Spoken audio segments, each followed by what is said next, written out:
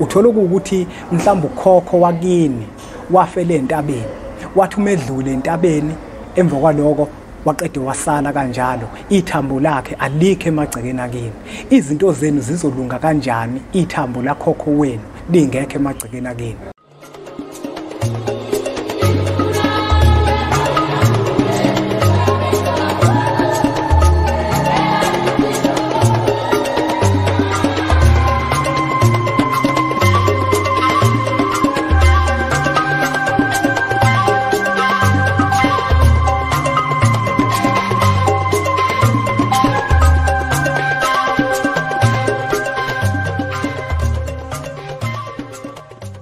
Kwathi ngithi kunina benkashana kaMenzi yaphuza umlaza ngameva yaphula umlilo ngamahlamvu abanye bocima ngamanzi, nina belembe leqamanya amalembe ngokukhalipha uShaka kashayika ngemanzi. Ngiyesaba ukuthi uShaka kuyinkosi yasemashobeni, ngiphinde nginibingelele umhlaba wonke nasendaweni zonke la kufinyela khona lomfanekiso oqoshiwe.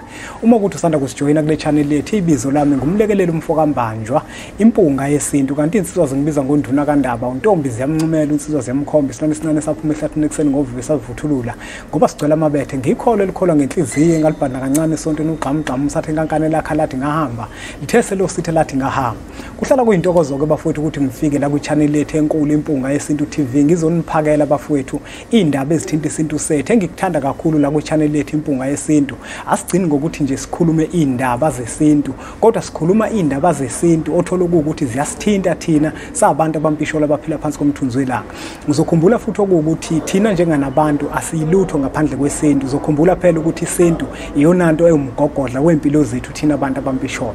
Uma ukuthi umusha ke kule channel bafowethu sifundisana zona nje into ezithinta isintu, sicangcathane, sikhuluma izinto ezamaqiniso ngoba iqiniso bafowethu ilona elikhulula umuntu ophilayo phansi komthunzi welanga.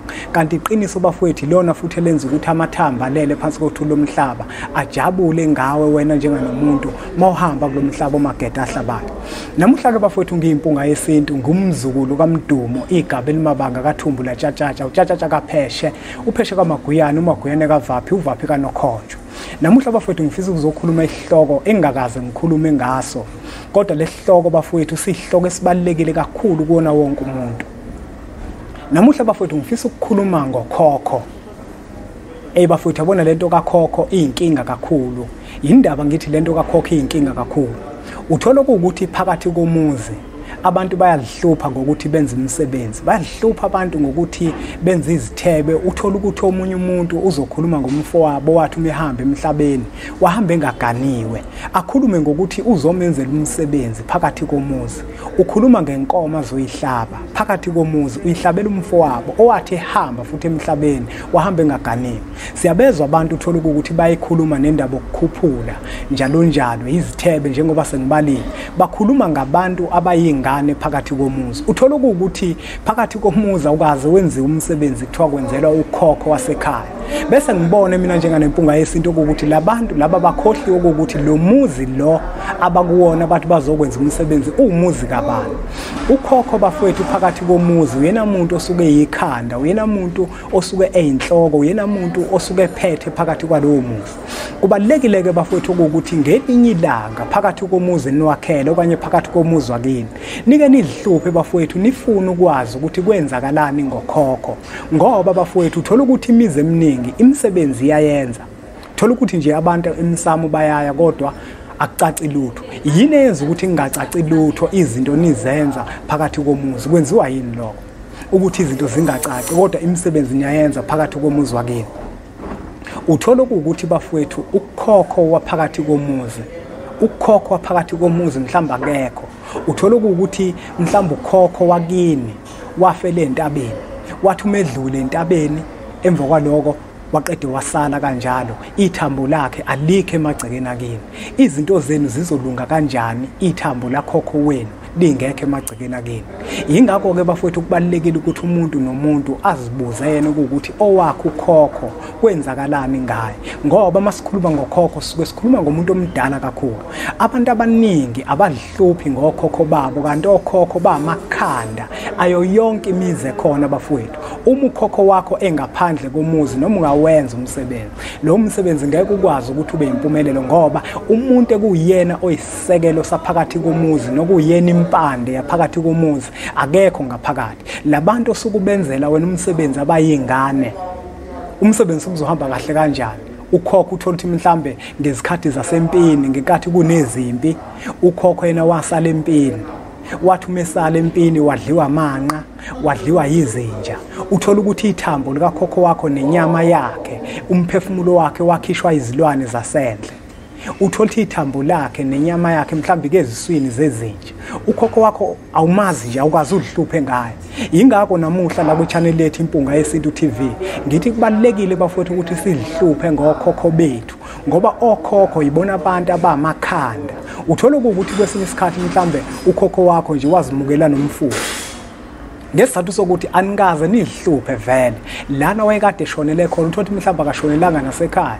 Emva kwaloko nenza imisebenzi izohamba kahle kanjani imisebenzi? Uthola ukuthi umuntu oyikhanda le khona akakhululekile.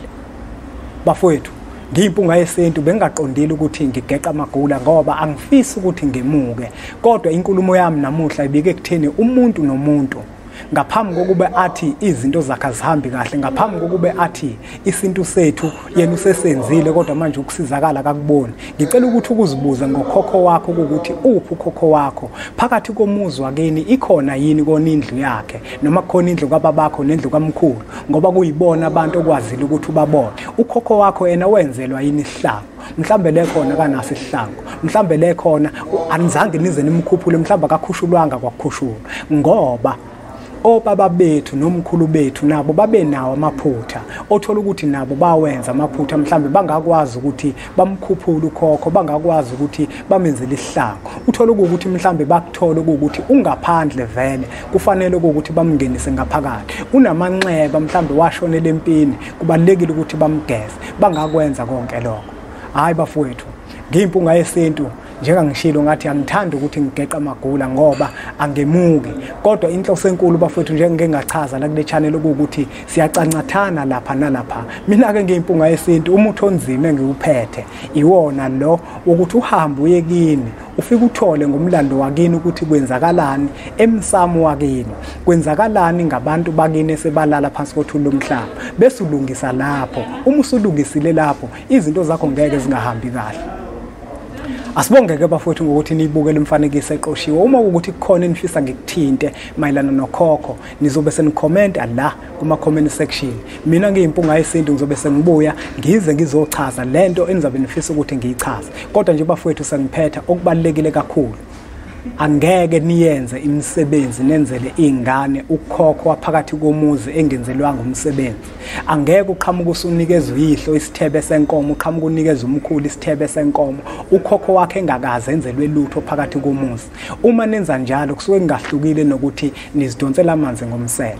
Kubalekile ke bafowethu ukuthi umuntu nomuntu azihluphe ngokhokho wakhe, azi ukuthi ukhokho wakhe kwenzakalani ngaye. Uma kuukuthi ukhokho wakho niyazi ukuthi akukho kwenzeka, kubalekile ukuthi ke phakathi komuzi nowakhile ibe khona indlu yakhe ukhokho, ngoba lowo muzi uyena umuntu oyikhanda, uyena umuntu futhi oyisisekelo sazo zonke izinto ezikhona lapha emzini wakini osuke wakhiwe.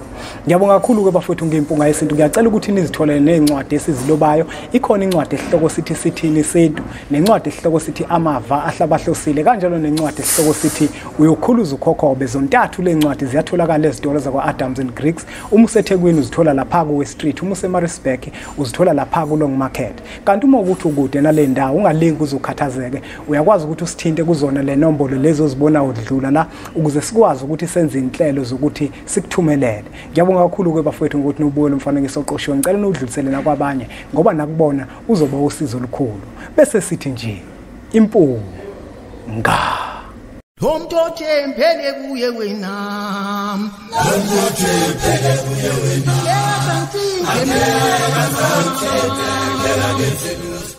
umuntu othembele kuye wena, umuntu othembele kuye wena,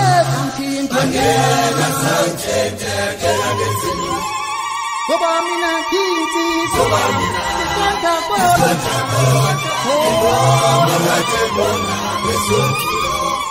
Baba mina Tonta ko Tonta ko